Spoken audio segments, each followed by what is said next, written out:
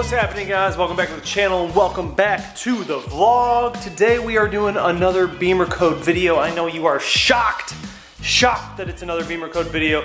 I've been dropping Bimmercode videos left and right, man. That's all I'm doing all week, are Bimmercode videos. Except for yesterday, I did like an performance mat video. Anyways, Bimmercode overload happening this week. And today I want to do a video talking about some of the ambient lighting features that we have in our F30s. So some of you may already know about the ambient lighting features that we have in our F30s, but it's possible that some of you don't, and this video will apply to the ones that do not. So I'm going to show you a couple of things that I've learned in the past couple of days when it comes to the F30 ambient lighting. One of them is decoupling the actual instrument cluster brightness from the ambient lighting that goes around the car. You can actually separate those two. When you turn down that lighting knob that's in the instrument cluster, it doesn't actually turn down all of the ambient lighting in the car. If you notice from factory, if you have this coded in, when you turn down that little brightness knob, it actually turns down all of the lighting in the car, including the instrument cluster and the ambient lighting.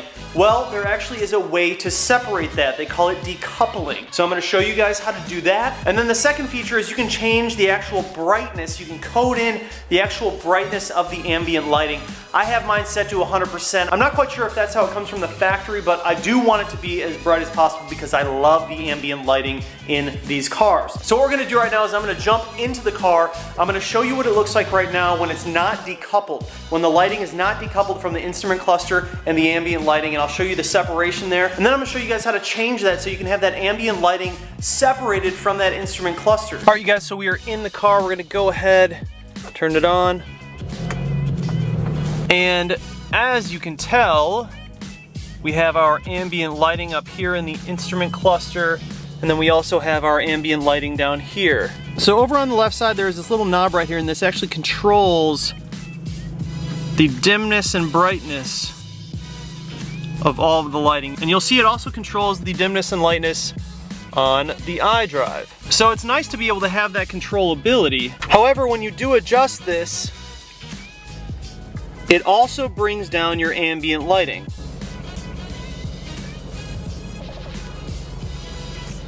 So what we want to do is we want to separate the instrument cluster dim lighting from the rest of the ambient lighting in the car. And there is a way to do that. We can just code it in with Bimmercode and it separates all that stuff. I like having my ambient lighting bright all the time, and if I adjust some of the instrument cluster, I don't want it to affect everything else. So that's what we're going to do. We're going to jump into Bimmercode and we're going to adjust that. And then I'm also going to show you guys how to code in the brightness of the ambient lighting. Alright, you guys, so we are ready to begin the coding process. I know that some of this information is a little bit redundant, but I do have to assume that some of the people that are finding these videos are new here and they do not know how to code their car, in which case I like to start from the beginning for all of these coding videos. So here's the spiel. In order to connect our phone and use the Bimmercode app with the vehicle, we are going to use this iCar V-Gate Pro OBD2 adapter. This plugs into our OBD2 port and it allows our phone to communicate with our car's ECU. If you guys are unfamiliar with any of this coding information, please check out this video right here. This will kind of bring you up to speed with Bimmercode and everything you need in order to get started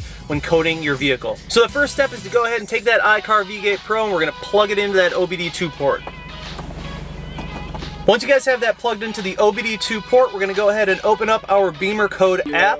We're going to hit connect, and then we're going to select our chassis. I'm a BMW 3 Series F30, and then hit connect. It's going to take a little while for the app to read the car's ECU and communicate with each other. Just give it a little bit of time and it will eventually load up. All right, you guys, so once the ECU page is loaded, we are going to be jumping into the front electronic module.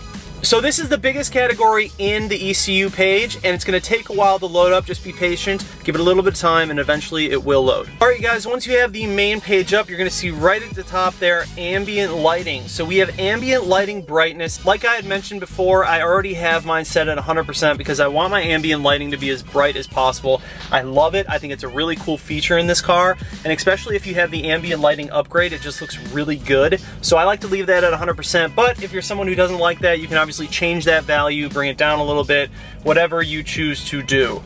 Right below that, you are going to see ambient lighting brightness decoupling. So from what I had explained before, this basically ungroups the instrument cluster lighting controls from the ambient lighting kit in your car.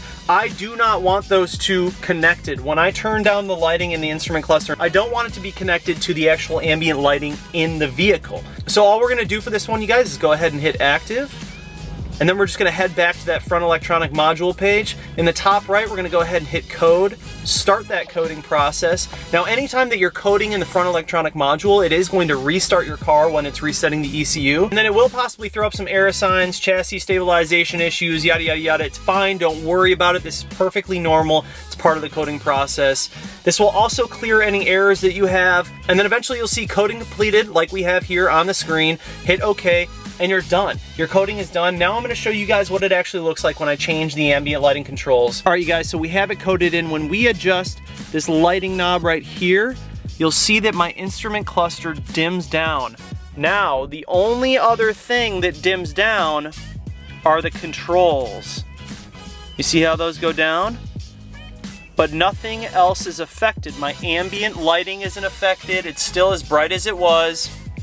And also the iDrive stays as bright as it was too. So really what this decoupling does is single out the instrument cluster and the individual lighting controls. These are grouped together at all times, but the iDrive and the ambient lighting in the car stays separate. If you guys do want to be able to change the brightness of the ambient lighting in the vehicle, you can just go into your settings into lighting and then go under ambient and you can change the actual brightness, and that will bring down the brightness in the ambient lighting.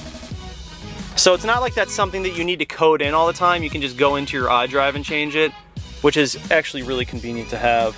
All right, guys, so there you have it. Today's video was a very, very simple one, but it's nice to be able to control all of these individual features in our BMWs with Bimmercode. We can really personalize our vehicles with this app, and I just think that's so cool. I personally like having these two lighting features separated. I love the way that the ambient lighting looks, and there's no reason for me to actually dim it ever. And sometimes if you want to dim that instrument lighting cluster, you can just do it without dimming everything else. I think that's a cool feature to have, and so I figured why not code it in and show you guys how to do it. If you guys are looking for that iCar V-Gate Pro adapter, I'll put a link down in the description to where you can buy yours. Anyways, guys, thank you so much for watching the video. Thank you for subscribing. If you're new here, please do consider subscribing. Make sure you guys like this video, comment down below, hit the bell notification, and you already know that effectively ends today's video, and I'll see you guys in the next one. Peace.